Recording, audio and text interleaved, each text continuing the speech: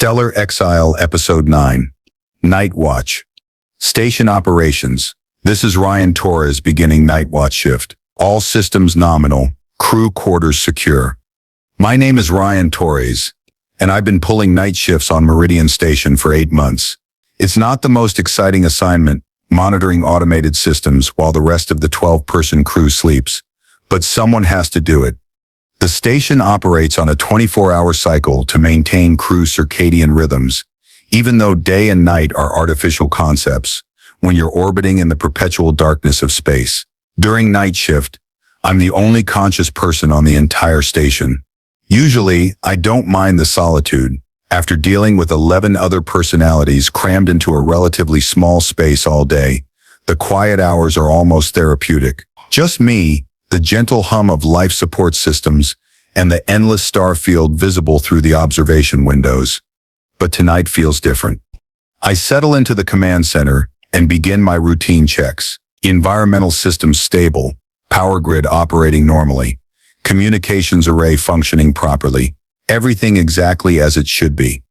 The station is laid out in a wheel configuration, a central hub with 4 spokes extending to living quarters, laboratories, storage areas, and common facilities. During night shift, all the residential modules should be sealed and quiet.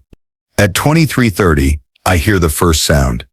A soft metallic click, like a door closing, coming from somewhere in the residential section. I check the access logs.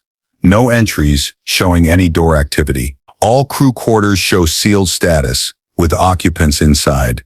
Probably just thermal expansion, I mutter to myself.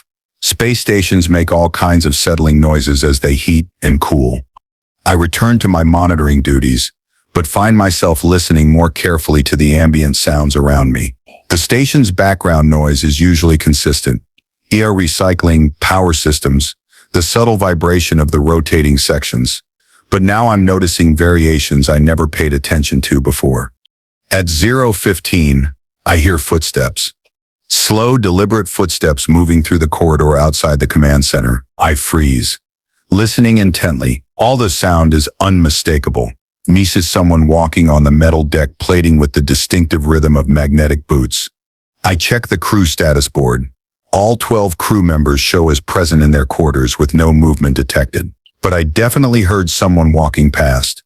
Hello? I call out softly, not wanting to wake the entire crew if someone just got up for a late-night snack or bathroom visit. Anyone awake? No response. I access the internal security cameras, cycling through different views of the station corridors. Empty. Every hallway shows normal lighting but no sign of human activity. Maybe I'm just more on edge than usual.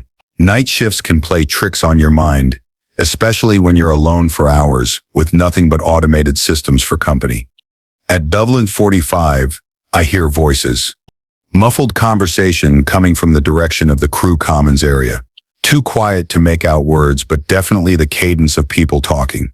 I check the internal communications system. No active channels. No indication anyone is awake and moving around. This time I get up from my station and walk toward the sound. The command center is connected to the main hub, and from there I can access any section of the station. As I move through the central corridor, the voices become clearer. 2 people, maybe 3, engaged in what sounds like casual conversation. But as I get closer to the commons area, the voices fade away. When I reach the commons, it's empty and dark.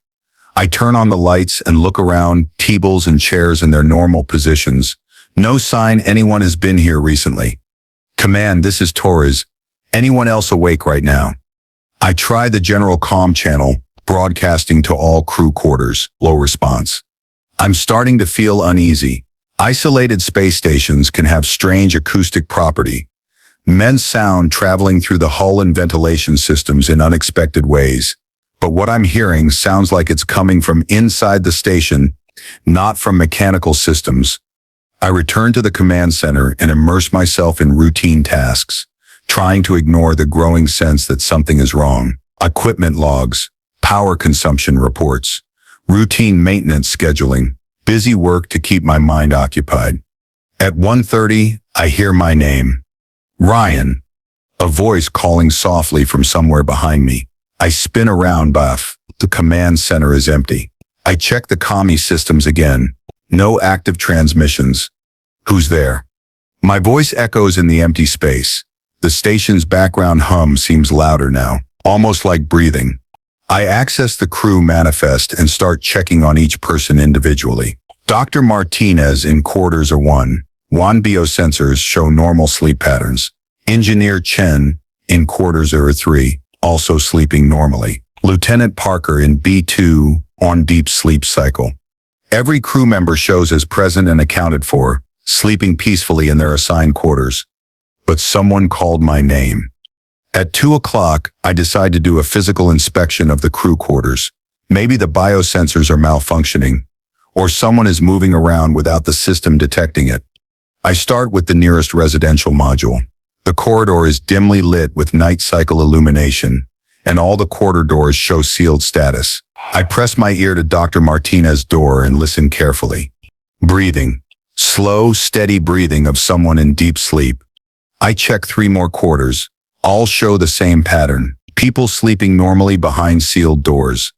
But as I'm finishing my inspection of the residential module, I hear footsteps again. This time they're coming from the corridor I just walked through. Someone is following me. I quickly retrace my steps, but the corridor is empty. No one there, no sign anyone has been walking around. This is getting ridiculous, I say aloud, my voice sounding strange in the empty hallway. I return to the command center and try to focus on work, but my nerves are frayed. Every small sound makes me jump.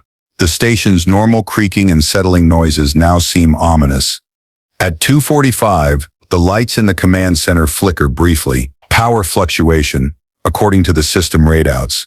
Nothing serious, but it adds to the growing atmosphere of unease.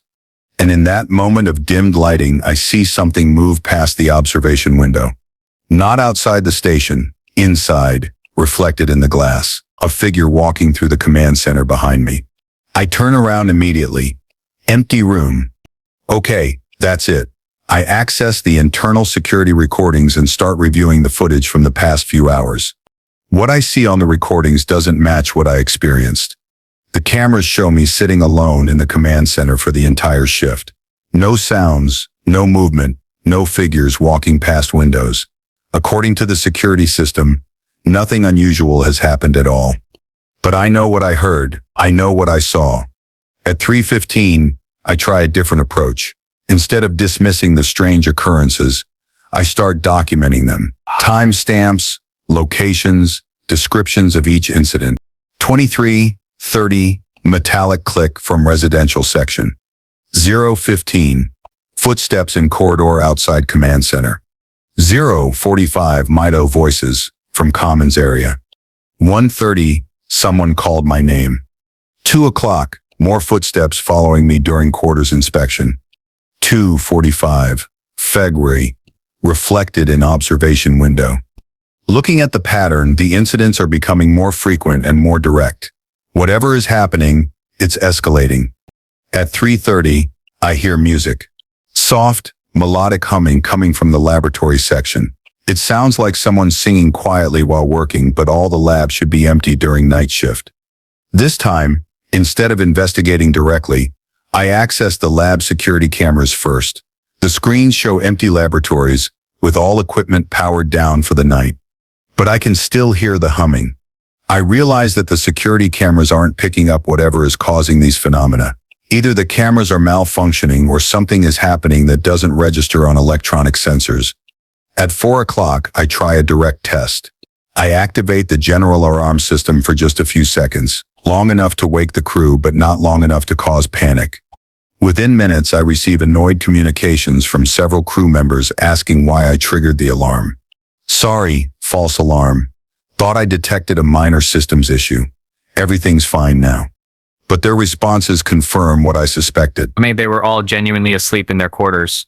None of them have been moving around the station. So who have I been hearing? At 4:30, I make a disturbing discovery while reviewing the station's historical logs. Previous night shift operators have filed similar reports over the past 6 months. Unexplained sounds, voices, figures glimpsed in peripheral vision.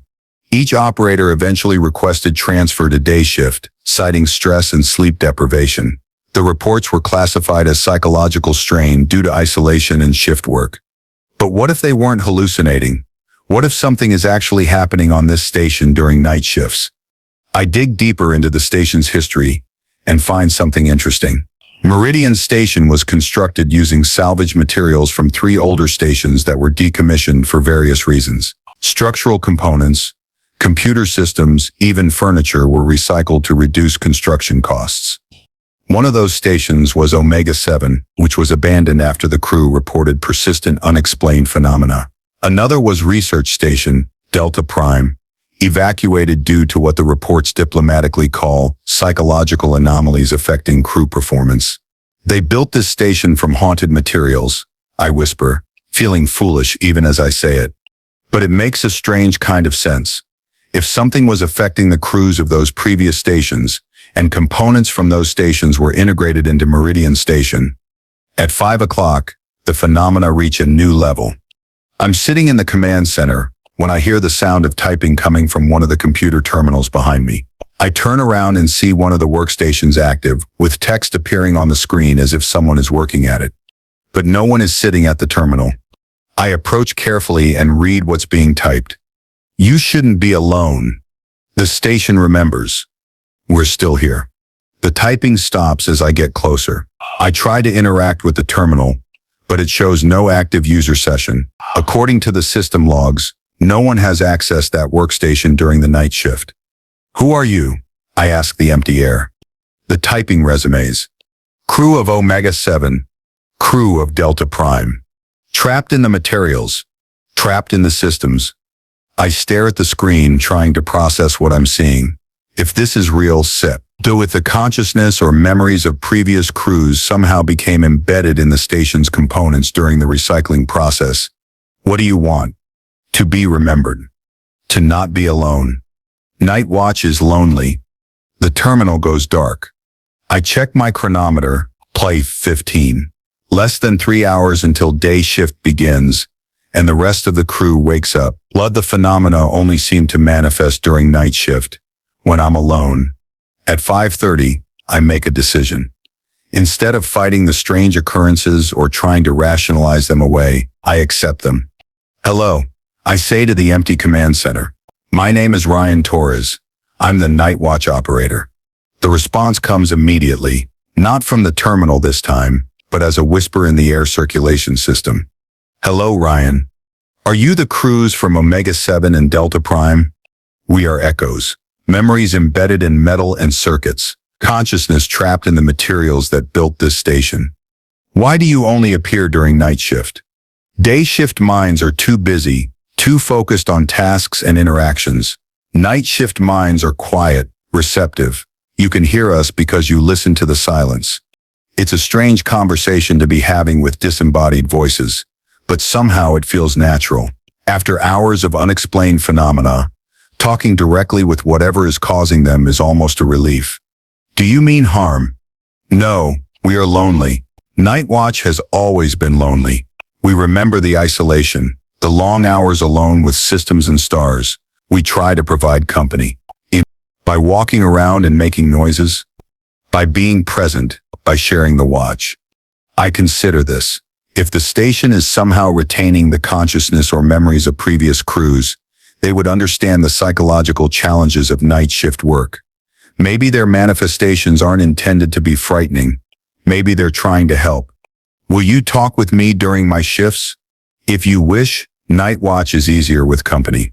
For the remaining time until day shift, I have the strangest normal conversation of my life.